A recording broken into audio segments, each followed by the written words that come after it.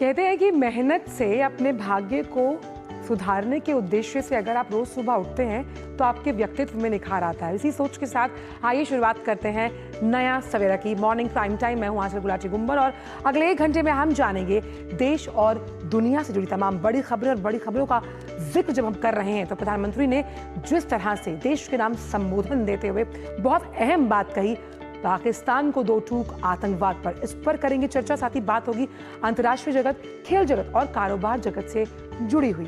तो आइए बात करते हैं अब सीधे सुर्खियों के साथ।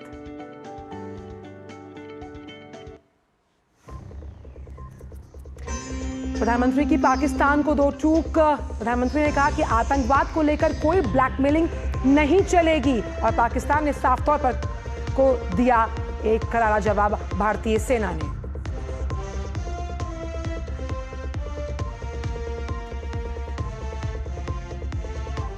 ऑपरेशन सिंदूर फिलहाल स्थगित। प्रधानमंत्री की दो टूक, भारत पर आतंकी हमला हुआ तो देंगे मुंहतोड़ जवाब। न्यूक्लियर ब्लैकमेल बर्दाश्त नहीं करेगा भारत।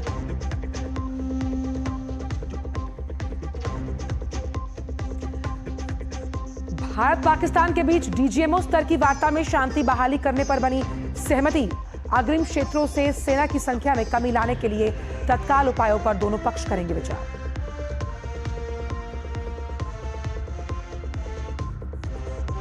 अमेरिका चीन में टैरिफ वॉर रुकने में वैश्विक शेयर बाजार में तेजी, लेकिन अनिश्चितताएं बरकरार।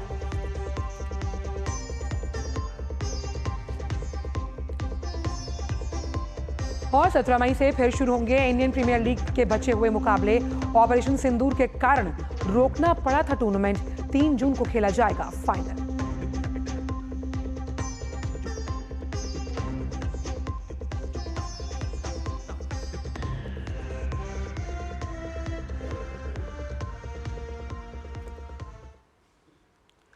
और आइए जानते हैं सभी खबरों को विस्तार के साथ। प्रधानमंत्री नरेंद्र मोदी ने कहा कि ऑपरेशन सिंदूर के तहत भारत का सैन्य ऑपरेशन अभी सिर्फ स्थगित किया गया है। कल रात 8 बजे प्रधानमंत्री ने राष्ट्र के नाम अपने संबोधन में पाकिस्तान को साफ साफ कह दिया कि आने वाले दिनों में पाकिस्तान के हर कदम को इसी कसौटी पर मापा जाएगा कि वो क्या रवैया अपनाता है। उन्होंने बताया कि भारतीय सेना ने अपनी क्षमता और तकनीकी श्रेष्ठता दुनिया के सामने साबित की। प्रधानमंत्री ने कहा कि ये युग युद्ध का नहीं है, ना ही आतंकवाद का।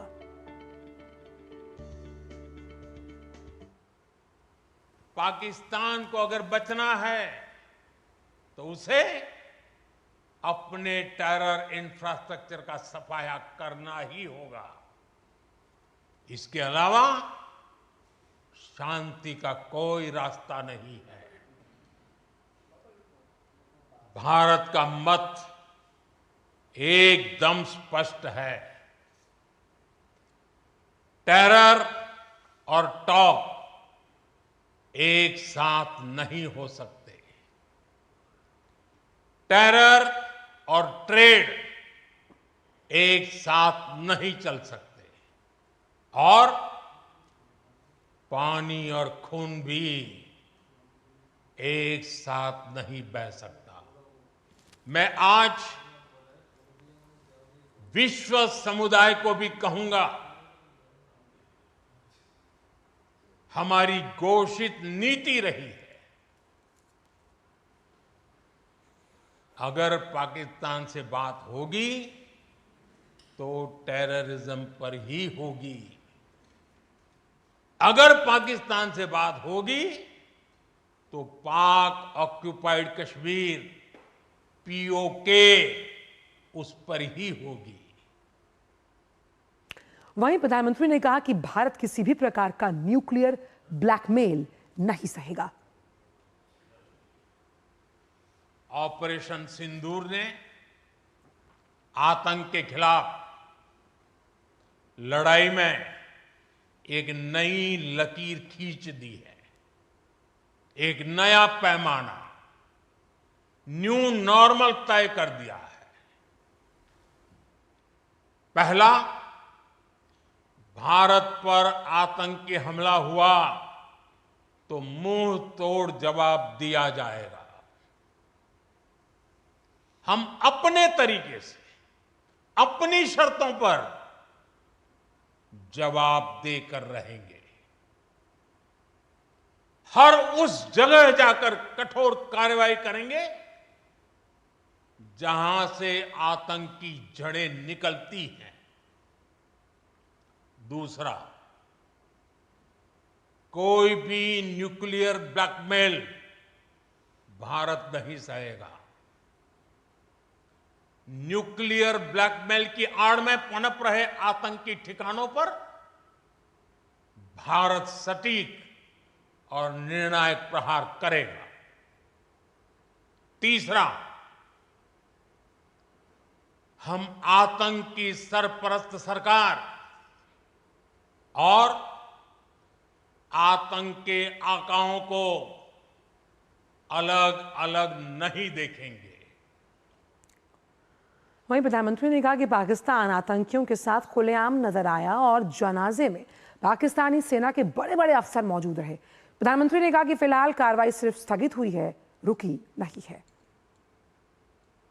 बुरी तरह पीटने के बाद इसी मजबूरी में 10 मई की दोपहर को पाकिस्तानी सेना ने हमारे डीजीएमओ को संपर्क किया।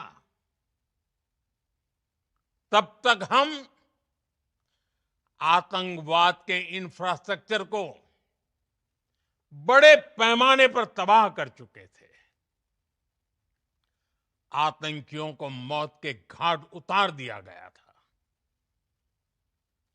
पाकिस्तान के सीने में बसाए गए आतंक के अड्डों को हमने खंडहर बना दिया था। इसलिए जब पाकिस्तान की तरफ से गुहार लगाई गई, पाकिस्तान की तरफ से जब ये कहा गया कि उसकी ओर से आगे कोई आतंकी गतिविधि और सैन्य दुस्साहस नहीं दिखाया जाएगा, तो भारत ने भी उस पर विचार किया। और मैं फिर दोहरा रहा हूं, हमने पाकिस्तान के आतंकी और सैन्य ठिकानों पर अपनी जवाबी कार्रवाई को अभी सिर्फ स्थगित किया है। आने वाले दिनों में हम पाकिस्तान के हर कदम को इस कसौटी पर मापेंगे कि वो क्या रवैया अपनाता है। वहीं प्रधानमंत्री ने कहा कि भारतीय सेनाओं द्वारा आतंकी ठिकानों पर सटीक हमले से पाकिस्तान में खुलेआम घूम रहे आतंकी एक झटके में खत्म हो गए। उन्होंने कहा कि made in India air defence के सामने पाकिस्तानी हथियार तिनके की तरह बिखर गए। पाकिस्तान ने हमारे स्कूलों, कॉलेजों को, गुरुद्वारों को, मंदिरों को, सामान्य नागरिकों के घरों को निशाना बनाया। पाकिस्तान ने हमारे सैन्य ठिकानों को निशाना बनाया। लेकिन इसमें भी पाकिस्तान खुद बेनकाब हो गया। दुनिया ने देखा कि कैसे पाकिस्तान के ड्रोन्स, पाकिस्तान की मिसाइलें भारत के सामने तिनके की तरह बिखर गई। भारत के सशक्त एयर डिफेंस सिस्टम ने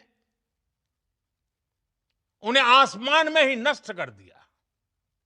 हमने रेगिस्तानों और पहाड़ों में अपनी क्षमता का शानदार प्रदर्शन किया और साथ ही न्यू एज वॉरफेयर में भी अपनी श्रेष्ठता सिद्ध की। इस ऑपरेशन के दौरान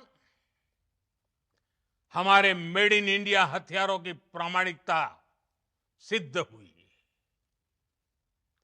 आज दुनिया देख रही है 21वीं सदी के वॉरफेयर में made in India defence equipments, इसका समय आ चुका है। और प्रधानमंत्री ने कहा कि ऑपरेशन सिंदूर न्याय की अखंड प्रतिज्ञा थी। ये देश की भावना थी जिससे भारतीय सेनाओं ने पूरा किया।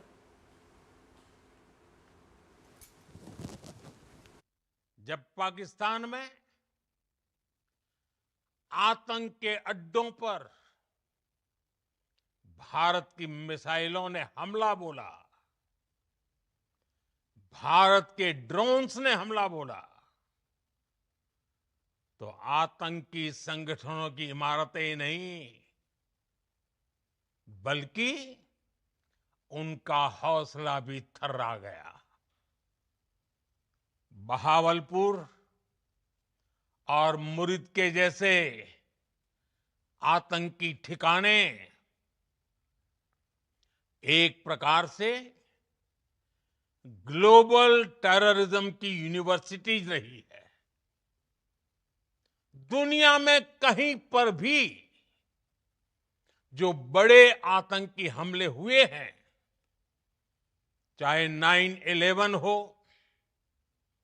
चाहे लंदन ट्यूब बॉम्बिंग हो, या भारत में दशकों से जो बड़े बड़े आतंकी हमले हुए हैं, उन सब के तार कहीं ना कहीं आतंक के इन्हीं ठिकानों से जुड़ते रहे हैं। आतंकियों ने हमारी बहनों का सिंदूर उजाड़ा था, इसलिए भारत ने आतंक के ये हेडक्वार्टर्स उजाड़ दिए।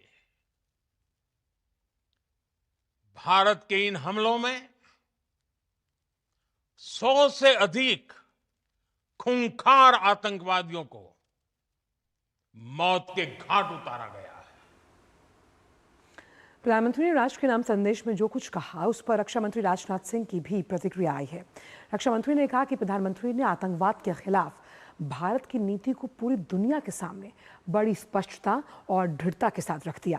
प्रधानमंत्री ने यह भी साफ कर दिया कि भविष्य में अगर पाकिस्तान से कभी बात होगी तो केवल आतंकवाद और पीओके पर ही होगी। राजनाथ सिंह ने कहा कि प्रधानमंत्री ने ऑपरेशन सिंदूर के दौरान भारतीय सेनाओं के शौर्य और पराक्रम की भी खुलकर सराहना की। रक्षा मंत्री ने प्रधानमंत्री को उनके साथ सशक्त जो उनका नेतृत्व था उसके लिए भी धन्यवाद दिया।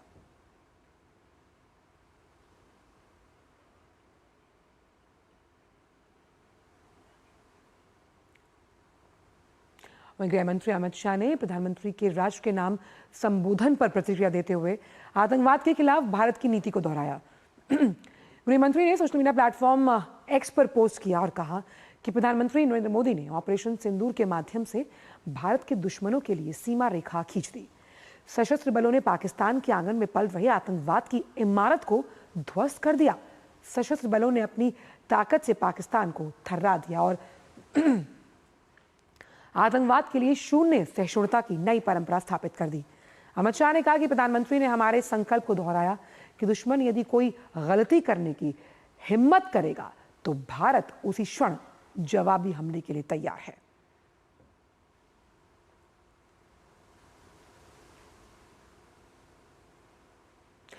वहीं दूसरी ओर भारत पाकिस्तान के बीच डीजीएमओ स्तर की वार्ता में कुछ अहम बिंदुओं पर बातचीत हुई।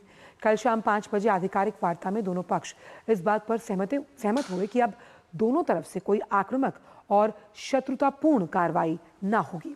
इसके साथ ही कोई भी पक्ष एक दूसरे पर गोलीबारी करने से बचेंगे।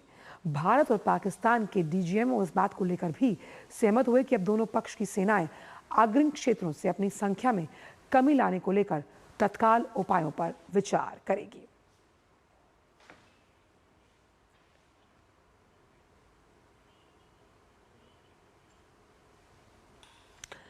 तो साफ तौर पर डीजीएमओ स्तर की वार्ता भी इस बात पर अंकित करती हुई कि दोनों जो पक्ष हैं वो शांति बहाली के लिए सहमति बनी। और वहीं प्रधानमंत्री ने जिस तरह आतंकवाद को लेकर पाकिस्तान को दो टूक एक क्लियर कट मैसेज है। पहला कि जिस तरह से अगर आप आतंकवाद को लेकर बात करना चाहते हैं बात होगी, को लेकर बात नहीं की जाएगी, क्योंकि ट्रेड और टेरर साथ साथ नहीं चलते।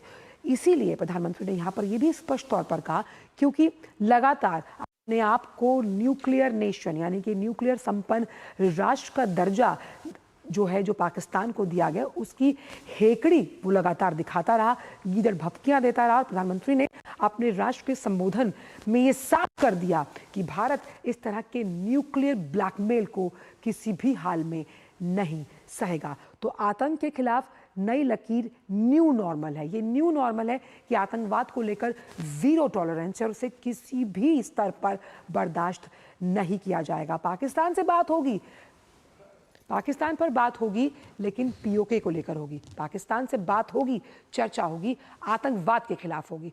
साफ तौर पर जो तमाम दावे पाकिस्तान ने किए थे कि आतंकवाद को वो पालता पोसता पल्लवित पोषित नहीं करता, वो सारे दावे झूठे साबित हुए।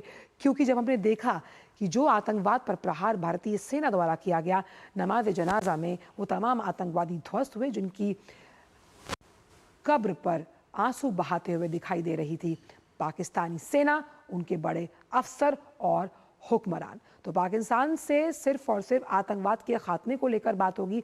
ऑपरेशन सिंदूर स्थगित जरूर कर दिया गया है, लेकिन आतंकवाद के खिलाफ ये लड़ाई लगातार हमारी जारी रहेगी। और अक्षय डोंगरे इस वक्त हमारे संवाददाता जुड़े हैं। अक्षय, सुप्रभात आपको। तो सबसे पहला सवाल जो ये है, जो तमाम पेपर्स की हेडलाइन है, प्रधानमंत्री का बेहद क्लियर कट संदेश है कि न्यूक्लियर ब्लैकमेल किसी भी हालत में जो हिमाकत आप करते हैं साफ तौर पर आतंकी कार्रवाई को लेकर, वो भारत नहीं सहेगा। बात होगी लेकिन सिर्फ आतंकवाद के खात्मे को लेकर।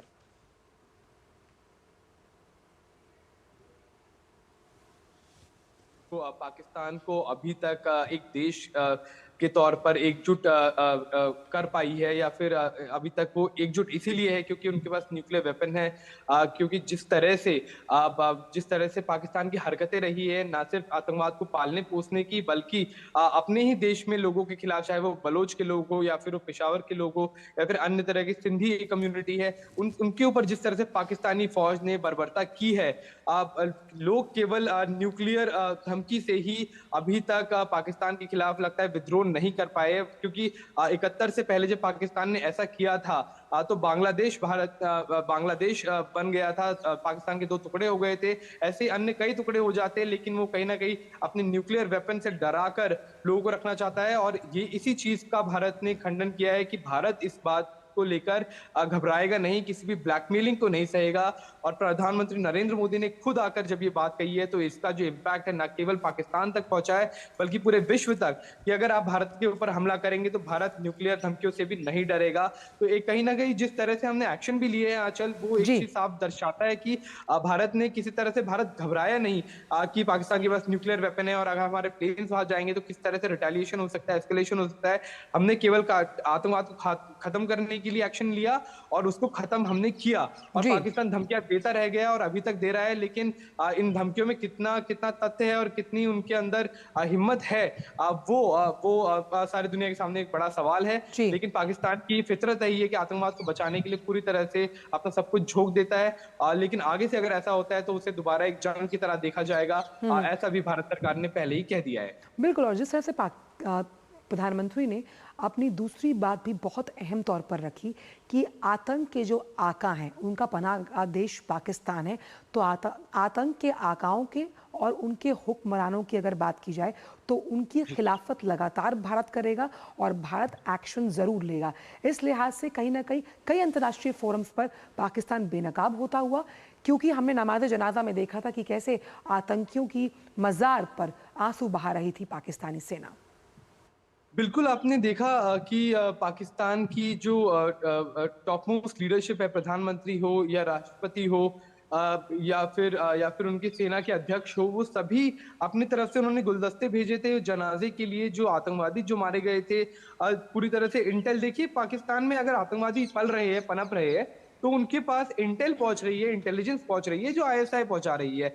रॉ से उन्हें बचाने वाला या फिर भारत की एजेंसी से उन्हें बचाने वाला कोई और नहीं, वहां की खुफिया एजेंसी और वहां की फौज है। अगर फौज वहां से पीछे हट जाए या फौज खुद ही उनके खिलाफ एक्शन ले ले या फिर अगर किसी तरह से फौज उनका समर्थन ना करे तो 24 घंटे की बात है, भारत उनको जी। जाकर बिल्कुल खदेड़ सकता है, खत्म कर सकता है इस आतंकवाद को जड़ से। लेकिन जिस तरह से समर्थन पाकिस्तान की फौज ने दिया था उसे अब टॉलरेट नहीं किया जाएगा। अब तक प्रधानमंत्री ने कहा कई दशकों से भारत इसको झेल रहा है, लेकिन अब जिस तरह से पॉलिसी चेंजेस किए गए हैं, एक चीज साफ है कि पाकिस्तान में जो आतंकवादी पल रहे हैं या फिर उनके जो हुक्मरान है यानी कि पाकिस्तानी फौज, उनके अब दिन लग चुके हैं। अगर पाकिस्तान से निकलते हुए आतंकवाद की बात की जाए, डिस्टर्बेंस की बात की जाए, तो ये चीज साफ प्रधानमंत्री द्वारा कर दी गई।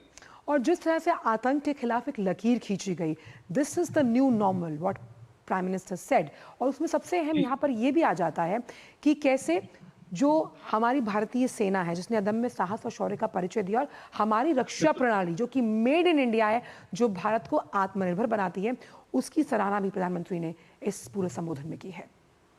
जी बिल्कुल, देखिए अगर 300 से 400 आप इमेजिन कर सकते हैं अपने ऊपर 300 से 400 ड्रोन्स अगर आ रहे हैं और आपके शहरों के ऊपर हमला करना चाह रहे हैं, साथ में मिसाइल्स आ रही है, पाकिस्तान की मिसाइल्स है, चाइना की मिसाइल्स है, उसके ऊपर टर्किश ड्रोन्स है, तो जिस तरह से पाकिस्तान ने सबसे भीख मांग मांग कर ये हथियार जमा किए थे और उसके बाद उन्हें एक साथ भारत के ऊपर लॉन्च किया, तो जिस तरह से अदम्य साहस और दृढ़ता का एक तरह से परिचय हमारे एयर डिफेंस सिस्टम्स ने दिया है, वो पूरी दुनिया के लिए एक काबिले तारीफ बन गया है। इजराइल में जिस तरह से आयरन डोम था, उससे भी मैं आपको यकीन के तौर पे बताना चाहूंगा कि उससे भी कहीं ज्यादा मजबूती से भारत के एयर डिफेंस सिस्टम ने काम किया है, क्योंकि इजराइल के ऊपर तो केवल पुरानी पीढ़ी के बहुत पुराने सस्ते जो होते फैक्ट्री में बनाए जाने वाले रॉकेट्स दागे गए थे, जो कोई बहुत बड़ी टेक्नोलॉजी नहीं है, लेकिन भारत के ऊपर जो आया वो बहुत हाईटेक ड्रोन्स, हाईटेक मिसाइल, सब कुछ एक साथ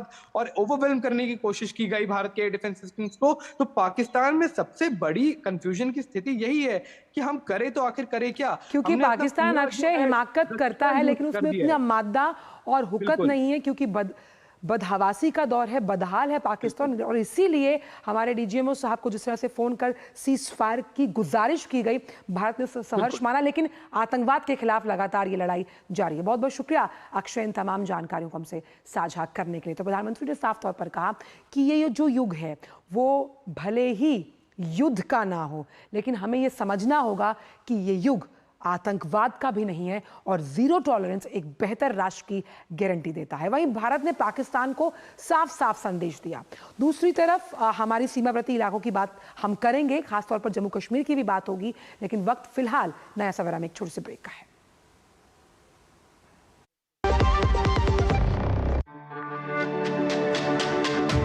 मेरी पसंद, मेरी पसंद, मेरी पसंद, मेरी पसंद, हमारी पसंद, हम सबकी पसंद। मजबूत देश का मजबूत सरिया हो गया स्टील। विभाग अनेक, कंप्लेंट बॉक्स 1। किसी भी सरकारी दफ्तर, विभाग या बैंक से जुड़ी शिकायत के लिए pgportal.gov.in पर जाएं, रजिस्टर करें, संबंधित विभाग चुनें, शिकायत दर्ज करें और ट्रैकिंग आईडी नोट करें। एसएमएस या ईमेल पर एक्नॉलेजमेंट पाएं और शिकायत का जवाब सीधे मंत्रालय से प्राप्त करें। अब तक 1 करोड़ 12 लाख से अधिक भारतीयों ने भरोसा जताया। सीपी ग्राम्स, आपकी हर शिकायत का हल। अभी शिकायत दर्ज करें pgportal.gov.in।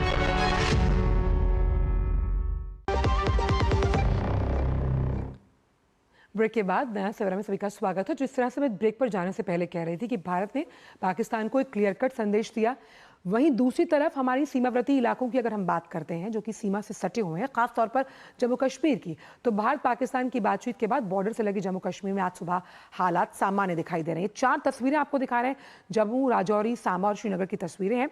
राजौरी और जम्मू शहर में लोग सामान्य गतिविधियों में व्यस्त आपको नजर आ रहे होंगे, वहीं सामा में भी आज सुबह स्थिति सामान्य दिख रही है। कल रात इलाके में गोलीबारी की भी कोई खबर नहीं आई। तो इन तस्वीरों में साफ तौर पर स्थिति सामान्य दिनचर्या के लिहाज से लोगों का जीवन पटरी पर लौटता हुआ आपको नजर आ रहा है। श्रीनगर में आप यहाँ पर लोगों को देख सकते हैं कि वो ट्रैवल कर रहे हैं। राजौरी में भी हालात सामान्य हैं। जम्मू में भी आप जो तस्वीर देख रहे हैं वहाँ पर पटरी पर लौटती हुई जिंदगी, और ऐसा ही कुछ सूरत हाल सांबा का भी नजर आ रहा है। और ये एक सुखद खबर है, अच्छी खबर है कि जिस तरह से एक एस्केलेटिंग टेंशन का माहौल, क्योंकि ये जो तमाम इलाके आप देख रहे हैं ये सीमा से सटे हैं, संवेदनशील हैं, उस लिहाज से वहाँ के लोगों के लिए चीज़ें और अगर हम देखें परिस्थितियाँ अगर अनुकूल ना हों तो मुश्किल होती होगी, लेकिन अब स्थितियाँ वापस से अनुकूल होती हुई नज़र आ रही हैं और यहाँ पर आप देख सकते हैं कि नॉर्मलसी वापस लौटती हुई। तो जम्मू कश्मीर में धीरे धीरे स्थिति सामान्य हो रही है। तो कल रात से सबसे अच्छी बात यह है कि गोलीबारी की कोई खबर नहीं, यानी कि पाकिस्तान ने कोई नापाक हरकत को अंजाम नहीं दिया। और इसी लिहाज से आप आम आवाम को समझिए जो दिन में अपने काम पर जाना चाहती है, मार्केट जाना चाहती है, वो तमाम काम करने के लिए अभी माहौल जो है वो सुव्यवस्थित करने की कोशिश पूरा प्रशासन कर रहा है। और इसीलिए जम्मू कश्मीर में इन तस्वीरों के माध्यम से हम आपको बता रहे हैं कि स्थिति लगातार सामान्य होती हुई नजर आ रही है। जिस तरह से प्रधानमंत्री ने कल अपने संबोधन में भी पाक को कहीं ना कहीं चेतावनी देते हुए चेता दिया कि आतंकवाद के खिलाफ ये लड़ाई लगातार जारी है। अगर ऑपरेशन सिंदूर को स्थगित किया गया तो कोई शक शुबा अपने दिमाग में पाकिस्तान ना रखे कि भारत चुप है। भारत चुप आतंकवाद को लेकर कभी नहीं बैठेगा। बात होगी तो सिर्फ और सिर्फ आतंकवाद को रोकने के लिए, जिसे पोषित पल्लवित पाकिस्तान की सरजमी पर किया जाता है, आतंकी वारदातों को अंजाम देने के लिए भारत के खिलाफ। और क्योंकि ये तमाम इलाके संवेदनशील हैं, सीमा से सटे हुए हैं, तो इनके लिए सबसे अहम और स्थिति थोड़ी सी मुश्किल हो जाती है जब भी पाकिस्तान और भारत में टेंशन्स एस्केलेट होती हैं। जम्मू कश्मीर सरकार ने जम्मू के गैर जो सीमावर्ती ज़िले हैं वहाँ कश्मीर संभाग की अगर बात की जाए तो स्कूल और कॉलेज खोलने का फैसला किया। तस्वीर आप देख सकते हैं, बच्चों की ये मुस्कुराहट, बच्चे स्कूल जाते हुए नजर आ रहे हैं। और राज्य की शिक्षा मंत्री सकीना इट्टू ने सोशल मीडिया पोस्ट में इसकी घोषणा की। ये निर्णय हाल ही में सीमा पार से गोलीबारी की घटनाओं के बाद जब जमीनी स्थिति की समीक्षा की गई उसके बाद लिया गया। विद्यार्थियों और कर्मचारियों की सुरक्षा के लिए एहतियाती उपाय के रूप में सीमावर्ती क्षेत्रों में शैक्षणिक संस्थान बंद रहेंगे। तो आज से स्कूल और कॉलेज भी खुलेंगे। आप देखिए कि इस तरह की मुस्कान की तस्वीरें कितनी सुखद होती हैं जब बॉर्डर पर अगर टेंशन नहीं है तो ये सामान्य पटरी पर लौटती हुई जिंदगी। अश्विनी मिश्रा इस वक्त लाल चौक से श्रीनगर से जुड़ रहे हैं। अश्विनी, हमने देखा कि काफ़ी टेंशन भरा माहौल रहा है अगर हम बीते कुछ दिनों की बात करें, लेकिन जम्मू कश्मीर के सांबा राजौरी की तस्वीरें हम दिखा रहे थे तो स्थितियां सामान्य स्तर पर लौटती हुई, दिनचर्या सामान्य होती हुई।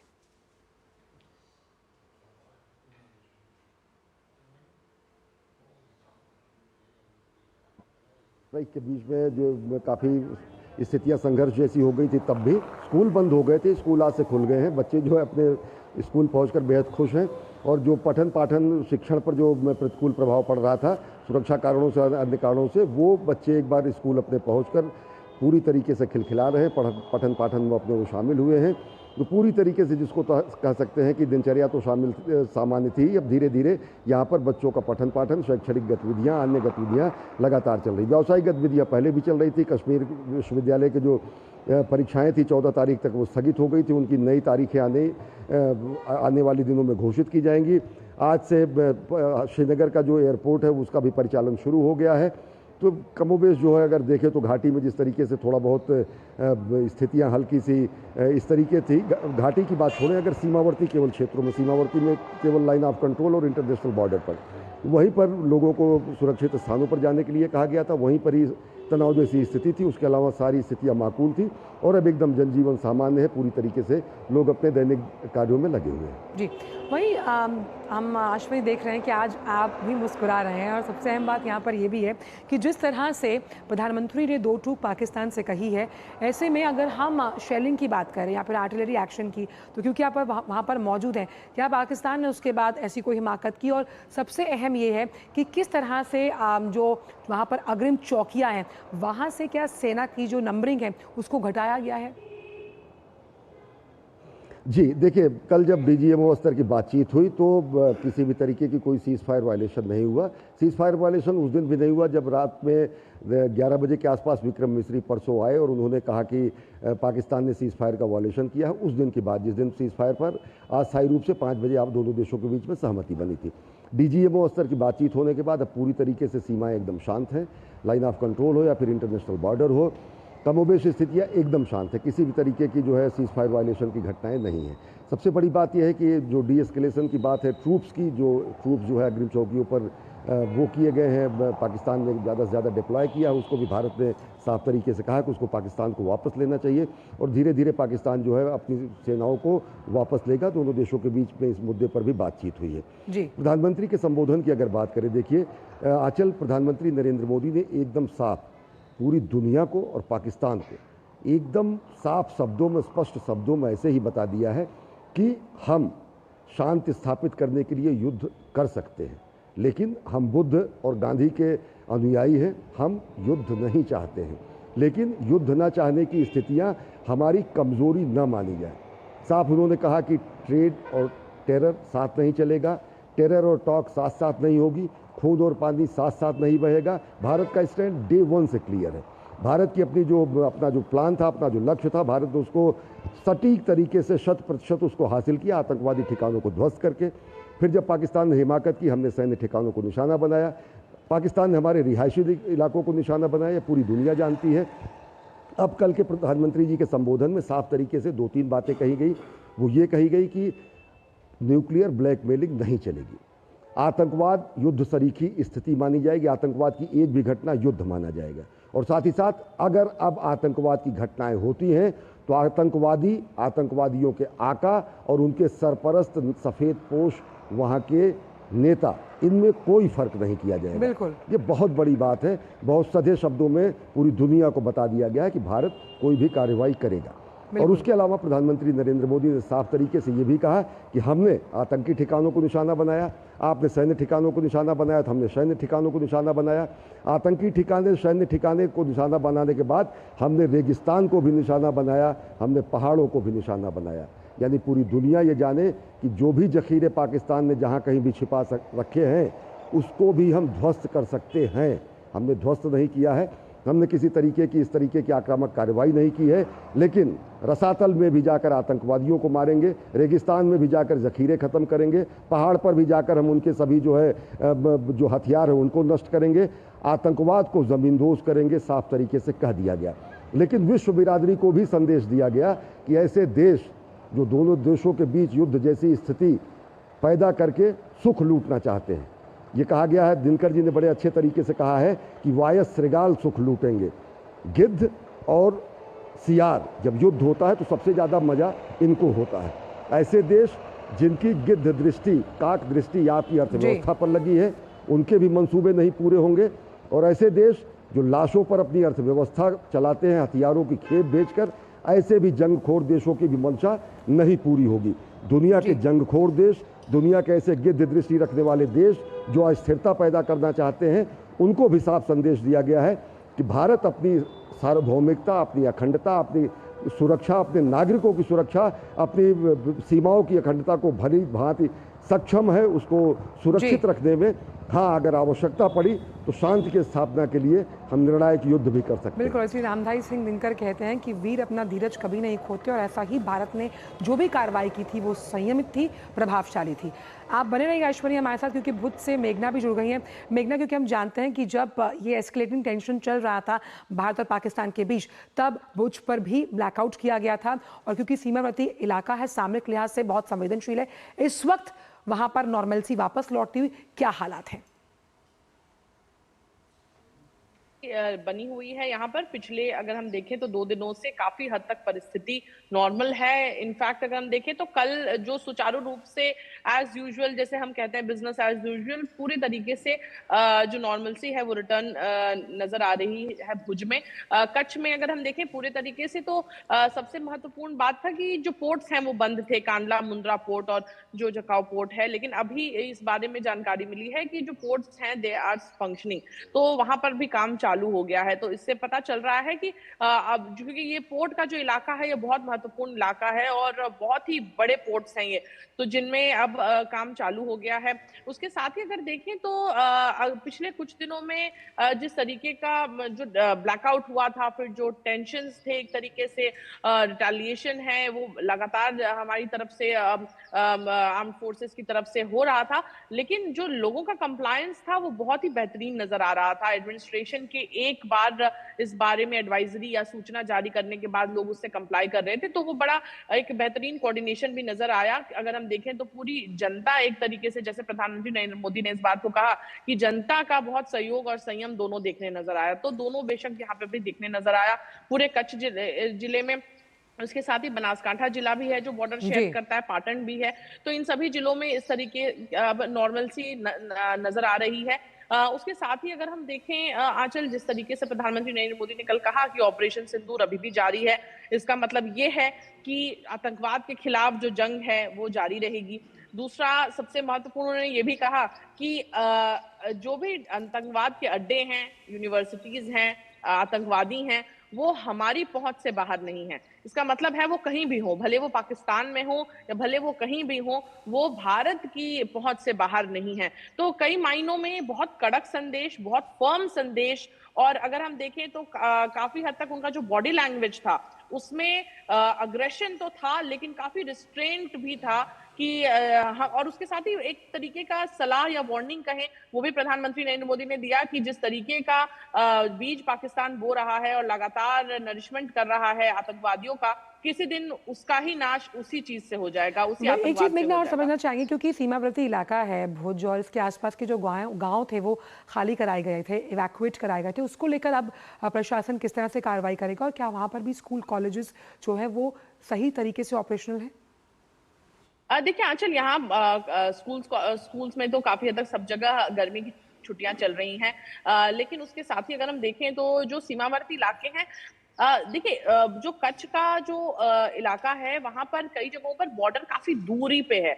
दूरी से मेरा मतलब है खाड़ी का इलाका है, जो अगर हम इसको कहें तो बहुत बड़ी बड़ी खाड़ियां हैं जिसके बाद बॉर्डर शुरू होता है। तो कई ऐसी जगहें भी हैं जहां पर पास में कोई गांव नहीं है और कई ऐसी जगह हैं जहां पर आसपास में गांव हैं, तो कई लोग जो हैं वो बेहतर जगहों पर चले जाते हैं, आसपास के गांवों में चले जाते हैं और इतना बड़ा कोई रिलीफ कैंप लगाने की आवश्यकता नहीं पड़ती है, क्योंकि कुछ ही ऐसे गांव हैं जो एकदम पास में उनके बॉर्डर है, लेकिन आसपास के गांव में वो अपने आप शिफ्ट हो जाते हैं रिश्तेदारों के पास, या वो खुद ही चले जाते हैं अगर उनको ऐसी परिस्थिति सही नहीं लगती है तो।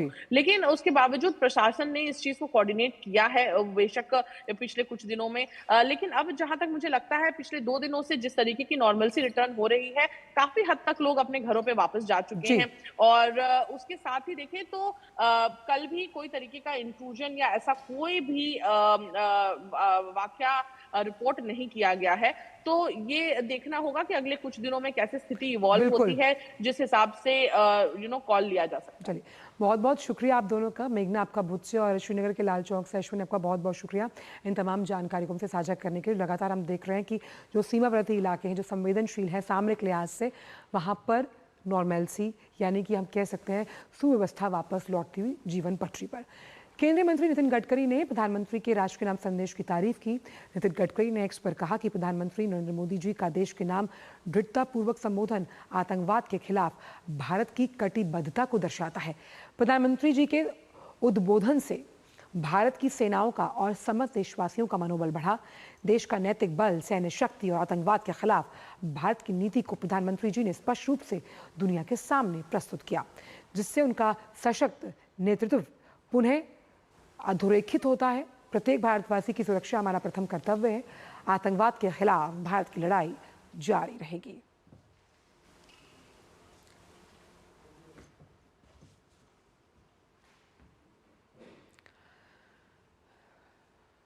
तो ऑपरेशन सिंदूर की सफलता को लेकर भारतीय जनता पार्टी आज से देश भर में तिरंगा यात्रा निकालेगी। इस दौरान प्रधानमंत्री नरेंद्र मोदी के दृढ़ नेतृत्व और सशस्त्र बलों के पराक्रम के बारे में लोगों को बताया जाएगा। 23 मई तक चलने वाली इस यात्रा के माध्यम से देशवासियों में राष्ट्र प्रेम और एकता की भावना को जागृत करने के साथ आतंकवाद के खिलाफ देश की प्रतिबद्धता को भी प्रदर्शित किया जाएगा। ये यात्रा ग्रामीण और शहरी क्षेत्रों में व्यापक स्तर पर आयोजित की जाएगी, जिसमें सैन्य बलों के सम्मान में विभिन्न सांस्कृतिक और सामाजिक कार्यक्रम आयोजित होंगे। समित पात्रा, विनोद तावड़े, तरुण चुग और अन्य वरिष्ठ नेता अभियान के लिए समन्वय करेंगे। जम्मू कश्मीर के पहलगाम में 22 अप्रैल को हुए आतंकवादी हमले के जवाब में सरकार ने ऑपरेशन सिंदूर शुरू किया था।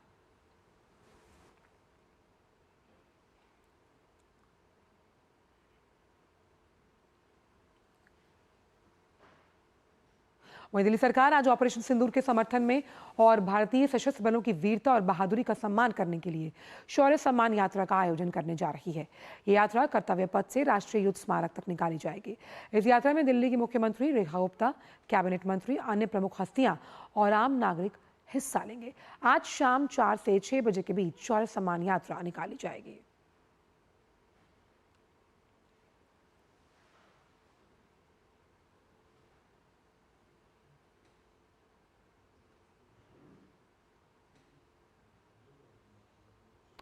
दिल्ली ट्रैफिक पुलिस ने एडवाइजरी भी जारी की है इसे लेकर। वहीं इंडिया गेट के आसपास तिरंगा शौर्य सम्मान यात्रा जो निकाली जाएगी, उसके लिए दिल्ली ट्रैफिक पुलिस ने एक एडवाइजरी जारी की। लोगों को इंडिया गेट के आसपास शाम के समय नहीं जाने की सलाह दी गई है।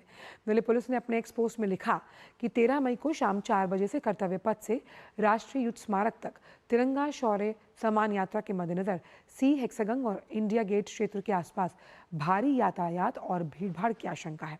दिल्ली पुलिस ने कहा कि वाहनों की आवाजाही को नियंत्रित किया जाएगा और आसपास की सड़कों पर डायवर्ट भी किया जाएगा। यात्रियों को सलाह दी जाती है कि वो इस क्षेत्र से बचें और परेशानी मुक्त यात्रा सुनिश्चित करने के लिए वैकल्पिक मार्गों का उपयोग करें।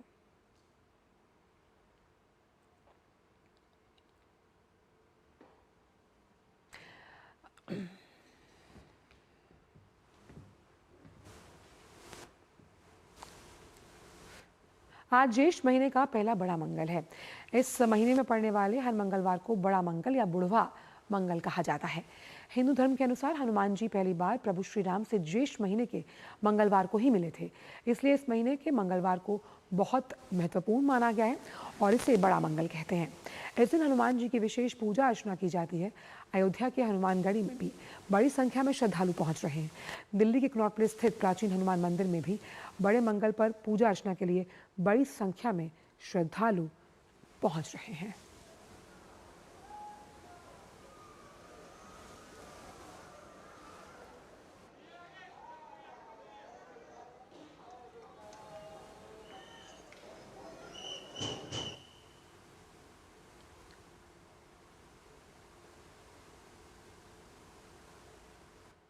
तो जहां अयोध्या के हनुमानगढ़ी में जो मंदिर है वहाँ श्रद्धालुओं का तांता है, वहीं आप दिल्ली के कनॉट प्लेस में जो हनुमान मंदिर स्थित है वहाँ भी देख सकते हैं कि श्रद्धापूर्ण लोग यहाँ पर आज इस अहम पावन दिन पर दर्शन करने के लिए प्राचीन हनुमान मंदिर पहुंचे हैं। फिलहाल वक्त छोटे से ब्रेकअप, ब्रेक के उस पार आकर जानेंगे कि अखबारों के जगत में क्या कुछ खास है आपके लिए। जुड़े रहिए नया सवेरा के साथ।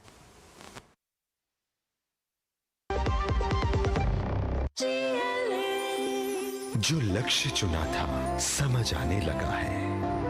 GLA यूनिवर्सिटी, उच्च लक्ष्य की निश्चित प्राप्ति। जब धरती चीर कर निकलता है लोहे का पत्थर और मिलता है मोंगिया के जोश से, फिर तपता है, पिघलता है और बनता है फौलाद।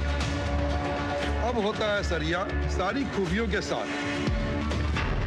मोंगिया स्टील, मजबूत देश का मजबूत सरिया। विभाग अनेक, कंप्लेंट बॉक्स 1।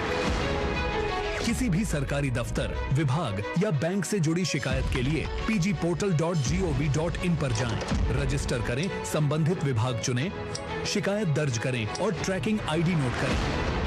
SMS या ईमेल पर एक्नॉलेजमेंट पाएं और शिकायत का जवाब सीधे मंत्रालय से प्राप्त करें। अब तक 1 करोड़ 12 लाख से अधिक भारतीयों ने भरोसा जताया। CP ग्राम्स, आपकी हर शिकायत का हल। अभी शिकायत दर्ज करें pgportal.gov.in।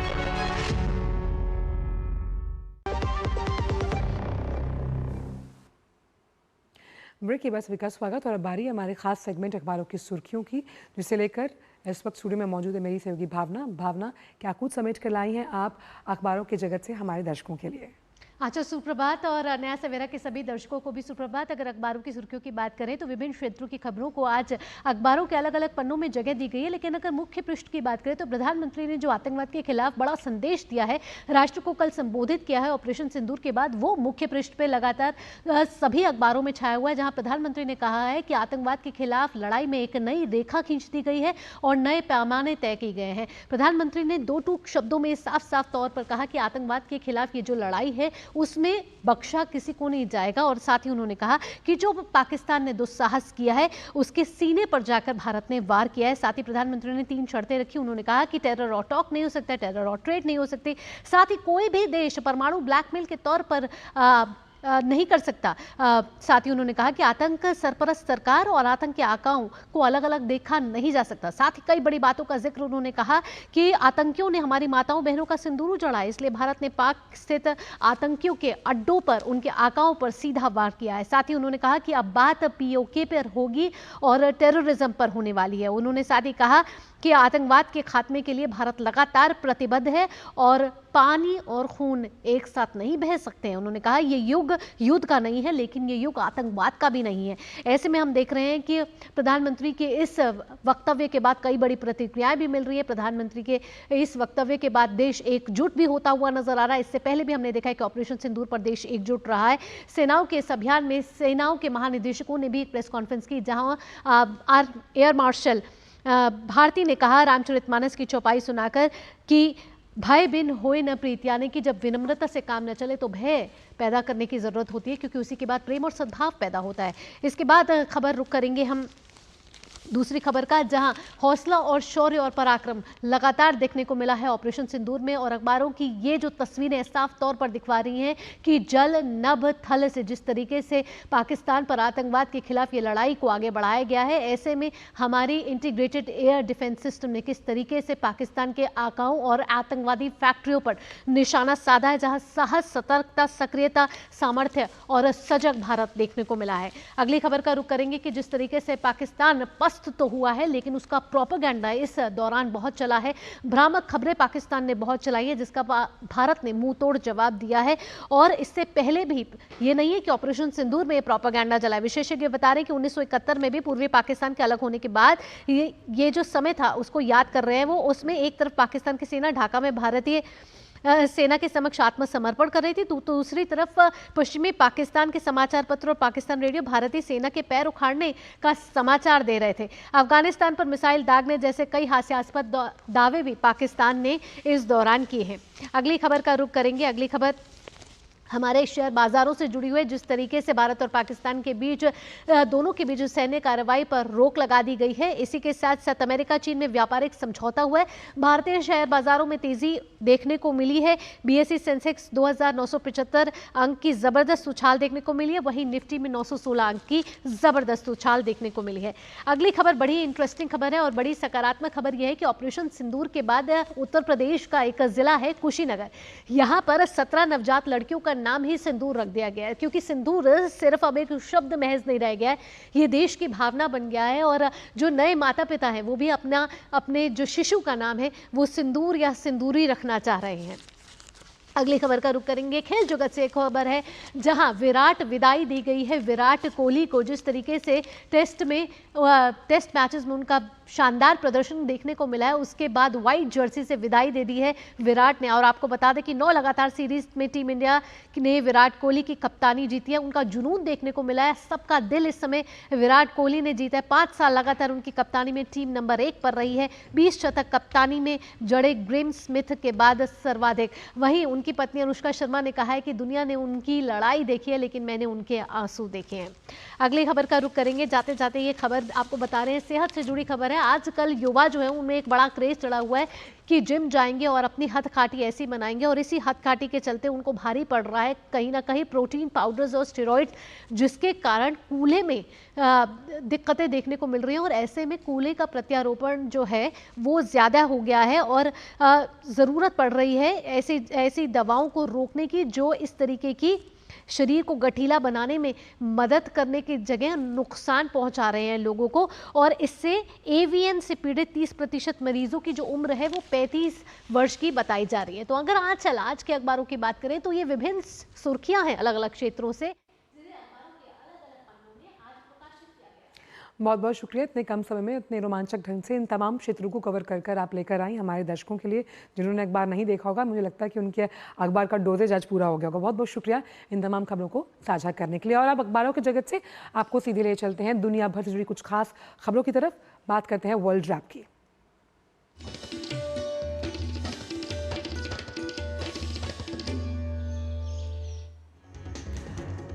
अमेरिका चीन के बीच 90 दिन के लिए टैरिफ में कटौती के समझौते से वैश्विक व्यापार युद्ध में राहत की उम्मीद। अमेरिका ने कहा कि वो चीनी आयात पर टैरिफ को 145% से घटाकर 30% करेगा। वहीं चीन ने भी अमेरिकी उत्पादों पर शुल्क को 125 से घटाकर 10% करने की घोषणा की। अमेरिकी राष्ट्रपति डोनाल्ड ट्रंप खाड़ी के 3 देशों सऊदी अरब, कतर और संयुक्त अरब अमीरात की यात्रा पर। आज से वो अपनी यात्रा के पहले चरण में रियाद पहुंच रहे हैं। 16 मई तक ट्रंप का खाड़ी देशों के नेताओं के साथ साथ प्रौद्योगिकी और व्यापार क्षेत्रों के प्रतिनिधियों के साथ बैठक करने की उम्मीद। अमेरिकी राष्ट्रपति डोनाल्ड ट्रंप ने दवाओं की कीमतें कम करने वाले कार्यकारी आदेश पर किए हस्ताक्षर। दवा कंपनियों को कीमतें घटाने के लिए 30 दिन का समय दिया गया। अगर दवा कंपनियों ने इस आदेश को नहीं माना तो सरकार से मिलने वाले फंड में होगी कटौती। ईरान के विदेश मंत्री सैयद अब्बास अरागची ने ब्रिटेन, फ्रांस और जर्मनी को चेतावनी दी। तेहरान पर प्रतिबंधों को फिर से लागू करने के लिए संयुक्त राष्ट्र तंत्र को सक्रिय करने का निर्णय तनाव बढ़ाने का कारण बन सकता है। अमेरिका ने ईरान के परमाणु कार्यक्रम में शामिल 3 लोगों को और एक ईरानी कंपनी के खिलाफ नए प्रतिबंधों की घोषणा की है। उत्तरी बुर्किना फासो में एक जिहादी संगठन ने सैन्य अड्डों को और जिबो शहर सहित कई स्थानों पर किया हमला। हमले में 100 से ज्यादा लोगों की मौत। हमले की जिम्मेदारी अल कायदा से जुड़े जिहादी संगठन जमात नस्र अल इस्लाम वाल मुस्लिमीन ने ली है। ब्रिटेन के प्रधानमंत्री कीर स्टारमर के घर आग लगने की घटना सामने आई। हालांकि आग लगने के कारण जो है उसके बारे में कोई आधिकारिक जानकारी नहीं है। इस घटना में कोई हताहत नहीं हुआ, लेकिन आग से एक दरवाजे को नुकसान पहुंचा। पुलिस बल ने कहा कि आग की जांच की जा रही है। फिलीपींस के कनलाउन ज्वालामुखी में विस्फोट होने से आसमान में धुएं का गुबार दिखा गया। फिलीपींस में 24 सक्रिय ज्वालामुखी हैं, जिनमें से कनलाउन भी एक है। वहां अक्सर ज्वालामुखी विस्फोट और भूकंप देखने को मिलता है। कांगो के दक्षिणी किवू के फिजी इलाके में आई बाढ़ की वजह से अब तक 100 से अधिक जानें जा चुकी। भीषण बाढ़ ने लेक टांगिनका के किनारे बसे कई गांवों को पूरी तरह तबाह किया। वहां बहा दिया गया। मरने वालों की जो संख्या है उसमें बढ़ोतरी हो सकती है। नेपाल में सोमवार को बुद्ध जयंती मनाई गई। इस अवसर पर काठमांडू के विभिन्न इलाकों में लोगों ने प्रभात फेरी निकाली। नेपाल के राष्ट्रपति रामचंद्र पौडेल और उनकी पत्नी सविता पौडेल ने लखांग मठ में भगवान बुद्ध की पूजा की और बुद्ध मठ की परिक्रमा के साथ साथ अस्थि धातु नामक अमूल्य अवशेषों के दर्शन किए।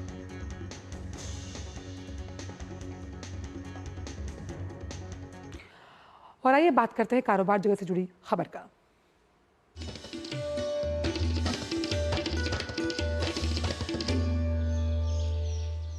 तो भारत को क्वांटम सुरक्षित संचार के क्षेत्र में आत्मनिर्भर बनाने की दिशा में C.DOT ने synergy quantum India private limited के साथ एक MOU पर साइन किए। ये साझेदारी भारत सरकार के आत्मनिर्भर भारत विजन को साकार करने की दिशा में एक अहम कदम मानी जा रही है और इससे उभरती हुई सुरक्षित टेलीकॉम तकनीकों को विकसित करने की दिशा में भी बहुत सकारात्मक माना गया है। संचार मंत्रालय के मुताबिक इस MOU का उद्देश्य ड्रोन आधारित क्वांटम डिस्ट्रीब्यूशन प्रणाली को विकसित करना, जो कि डिकॉय बेस्ड प्रोटोकॉल और पोलराइजेशन इनकोडिंग पर आधारित होगी। ये तकनीक TRL 6 या उससे ऊपर के स्तर को तैयार की जाएगी। ये साझेदारी भारत में क्वांटम सुरक्षित टेलीकॉम इंफ्रास्ट्रक्चर के विकास की नींव रखेगी, जिसका उपयोग रक्षा, आपातकालीन सेवाएं, महत्वपूर्ण अवसंरचना और सुरक्षित सरकारी संचार जैसे क्षेत्रों में की जा सकेगा।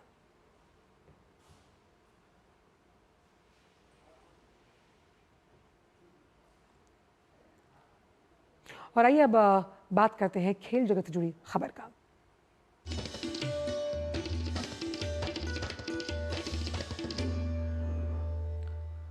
और स्पोर्ट्स में बात करते हैं IPL की, जहां बाकी मुकाबले 17 मई से शुरू होने जा रहे हैं और ये सभी मुकाबले 6 शहरों में खेले जाएंगे। इनमें बेंगलुरु, जयपुर, दिल्ली, लखनऊ, मुंबई और अहमदाबाद शामिल है। प्रतियोगिता का जो फाइनल मुकाबला है वो 3 जून को है। इंडियन प्रीमियर लीग 2025 के बाकी बचे मुकाबले 17 मई से शुरू होंगे। इंडियन प्रीमियर लीग को भारत पाकिस्तान के बीच चल रहे तनाव के कारण 9 मई को एक सप्ताह के लिए स्थगित कर दिया गया था। बाकी बचा टूर्नामेंट 6 आयोजन स्थलों पर खेला जाएगा। चुने गए 6 आयोजन स्थलों में बेंगलुरु, जयपुर, दिल्ली, लखनऊ, मुंबई और अहमदाबाद शामिल हैं। आईपीएल 18 के बाकी बचे मैच 17 मई से शुरू होंगे और प्रतियोगिता का फाइनल 3 जून को खेला जाएगा। प्लेऑफ और फाइनल के आयोजन स्थल की घोषणा बाद में की जाएगी। हालांकि तारीखों का ऐलान कर दिया गया है। क्वालिफायर 1 29 मई को, एलिमिनेटर 30 मई को और क्वालिफायर 2 1 जून को खेला जाएगा। वहीं प्रतियोगिता का फाइनल 3 जून को खेला जाएगा। आईपीएल के दोबारा शुरू होने पर कुल 17 मैच खेले जाएंगे। इनमें 2 डबल हेडर भी होंगे। दोनों डबल हेडर रविवार को खेले जाएंगे। संशोधित कार्यक्रम में 13 लीग गेम और 4 प्लेऑफ मैच शामिल हैं। 8 मई को 10 ओवर के बाद रद्द किया गया पंजाब किंग्स और दिल्ली कैपिटल्स के बीच का मुकाबला दोबारा खेला जाएगा। ये मैच 24 मई को जयपुर में होगा। फिलहाल जयपुर पंजाब किंग्स के लिए होम बेस होगा। 17 मई को आईपीएल की शुरुआत रॉयल चैलेंजर्स बेंगलुरु और कोलकाता नाइट राइडर्स के बीच होने वाले मैच से होगी। ये मैच बेंगलुरु में खेला जाएगा। Sports desk, DD news. तो क्रिकेट और आईपीएल के दीवानों के लिए एक अच्छी खबर है। नया सवेरा में वक्त हो चला कि हम आपसे विदा लें, लेकिन जाने से पहले जैसे कि हमारी रवायत है, हम आपको छोड़े जा रहे हैं कोलंबो में वेसाक दिवस मनाते हुए श्रीलंकाई लोगों के साथ, जहां वो चमकदार रोशनियां देख रहे हैं। आप भी इन रोशनियों का आनंद लीजिए और इन मनमोहक दृश्यों को देखिए। हमें दीजिए इजाजत। नमस्कार।